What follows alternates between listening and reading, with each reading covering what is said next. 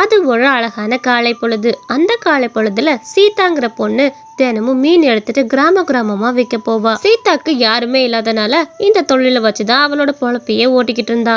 சாந்தியம்மா மீன் வாங்கலையா? மீனை வந்து பாருங்க, எல்லாமே நல்லா ஃப்ரெஷ்ஷான மீனா இருக்குமா, வந்து எடுத்துக்கங்க. அப்புறம் நிறைய பேர் எடுத்துட்டாங்கன்னா என்னைய கேட்க கூடாது. ஏ சீதா, நேத்து ஒரு மீன் கொண்டு வந்தேலடி, அந்த மீன்ல ஃபுல்லா முள்ளு. அப்படி முள்ளு இருக்க மீனா பார்த்து எனக்கு எதுக்கடி போட்ட? நான் தான் உங்ககிட்ட ரெகுலரா வாங்குற கஸ்டமர் ஆச்சே, நீ என்கிட்ட அப்படி மீனை கொடுக்கலாமா சொல்லு? இப்படி பண்ணேன்னா அடுத்து எப்படி உன்னோட கடையில எனக்கு வாங்க தோணும்? அம்மா, நீங்க தானே என்கிட்ட கேட்டீங்க மத்தி மீன் வேணும்னு சொன்னீங்கல்ல. மத்தி மீன்னா முள்ளு அதிகமா இருக்க தானே செய்யும், ஆனா உடம்புக்கு ரொம்ப நல்லதே. இப்படி மீனை கேட்டுட்டு நான் கொடுக்கலன்னா அது என்னோட தப்புன்னு சொல்லிட மாட்டீங்களா? அது நீங்க நல்லா வாங்கி பழக்கம்னு நினைச்சேன், இல்லைன்னா மீன் முள்ளு இருக்குன்னு நான் சொல்லியிருப்பேம்மா. சரிடி, இப்ப பார்த்தேன் எனக்கு நல்லா முள் இல்லாத மீனா கொடு. நான் சாப்பிட்டோடுமே நல்லா வயிற்றுக்குள்ள போகணும், அந்த மாதிரி மீனா இருக்கணும். முள்ளா இருக்கிற மீனை தயவு செஞ்சு எனக்கு கொடுத்துடாத. சரி, உங்களுக்கு முள் இல்லாத மீனுனா பொம்மை மீன் தான் கொடுக்கணும். சரிங்கம்மா, நான் இப்போ உங்களுக்கு பாறை மீன் கொடுக்குறேன். அதில் முள்ளெல்லாம் கம்மியாக தான் இருக்கும், சாப்பிட்றதுக்கும் சுலபமாக இருக்கும். பொறுங்க, உங்களுக்கு கழுவி கொடுக்குறேன். அங்கே வந்த பொண்ணு சீதா அந்த மீனெல்லாம் நல்லா கழுவி வந்த கஸ்டமருக்கு கொடுத்துக்கிட்டு இருந்தா. சரிங்கம்மா, இந்த மீனோட விலை 150 ரூபாய் ஆச்சு. பணம் கொடுத்தீங்கன்னா நான் கிளம்பட்டுமா? சரிடி சீதா, 100 ரூபாய் இருக்குது, 50 ரூபாய் நாளைக்கு கிடக்குற எழுதிக்கோ, நாளைக்கு சேர்த்து கொடுத்துட்றேன். அவளும் அந்த பணத்தை வாங்கிட்டு அடுத்தடுத்த ஊருக்கு கிளம்பி போனா. இப்படி கிராமம் முழுக்க போய் மீனை வித்துட்டு வந்துட்டு இருக்கிற மீன் எல்லாத்தையும் போட்டு கலவை மீன் குழம்புன்னு போட்டு ஒரு கடையை வச்சிருப்பா.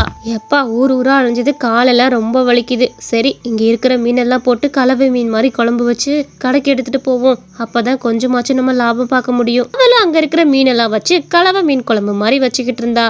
வாங்க எல்லாரும் வாங்க, கலவை மீன் குழம்பு, எல்லா மீனும் கலந்த மீன்மா, எல்லாரும் வந்து சாப்பிட்டு பாருங்க. ஒரு மீன் சாப்பாடு வெறும் 50 ரூபாய் தான், வந்து சாப்பிட்டு பாருங்க. அப்பா அந்த இடத்துக்கு ஒருத்தர் சரியான சாப்பாட்டு ராம வந்தான்.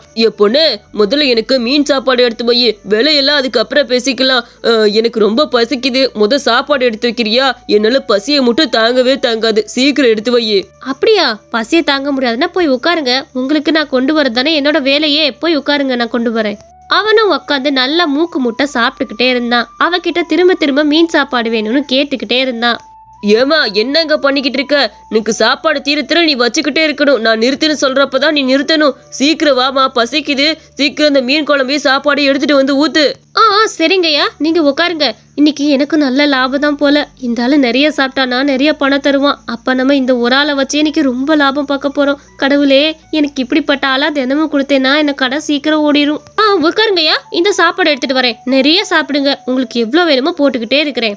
அவனும் சாப்பிட்டு முடிச்சுட்டு கடைசியா பில்லு கொடுக்கலான்னு வந்தான். இந்தாம்மா, நான் இன்னைக்கு சம்பாரிச்சது வெறும் 15 ரூபா. அது இன்னைக்கு சாப்பாட்டுக்கே போயிருச்சு. இந்தா 15 ரூபாய். உண்மையை சொல்லவா, உன்னோட மீன் குழம்பு ரொம்பவே அருமையா இருந்தது. என்னது 15 ரூபாவா? உன் மனசுல என்ன நினைச்சிட்டு இருக்கிற? ஒரு சாப்பாடே 50 ரூபாய். நீ கிட்டத்தட்ட 3 சாப்பாட்டுக்கு மேல சாப்பிட்டுட்ட. எனக்கு தெரியாது, எனக்கு 150 ரூபாவை இந்த இடத்துல வச்சுட்டு அதுக்கப்புறம் இங்கேருந்து கிளம்பு. இது என்ன அந்த காலம் நினைச்சிட்டு இருக்கியா? 15 ரூபாய்க்கு சாப்பாடு தரதுக்கு எவ்வளவு சாப்பாடு சாப்பிட்டுட்டு 15 ரூபாய் கொடுத்துட்டு போற? மரியாதையா எனக்கு காசு எடுத்து வை. ஐயோ, அவ்வளோ பணமா? ஏன் சம்பாதிக்கிறதே வெறும் 15 ரூபாய் தானே? அவ்வளோ பணம் கொடுக்குற அளவுக்கு என்கிட்ட பணம் இல்ல. வேணா ஒண்ணு பண்ணலாம், உங்களோட கடையில நான் வேலை பார்த்து கொடுத்துட்டு போறேன். நான் எவ்வளவு சாப்பிட்டேன்னா அதுக்கு பதிலாக வேலை பார்த்து கொடுத்துட்டு போறேன். அப்ப அந்த பணம் கழிஞ்சிரும்ல.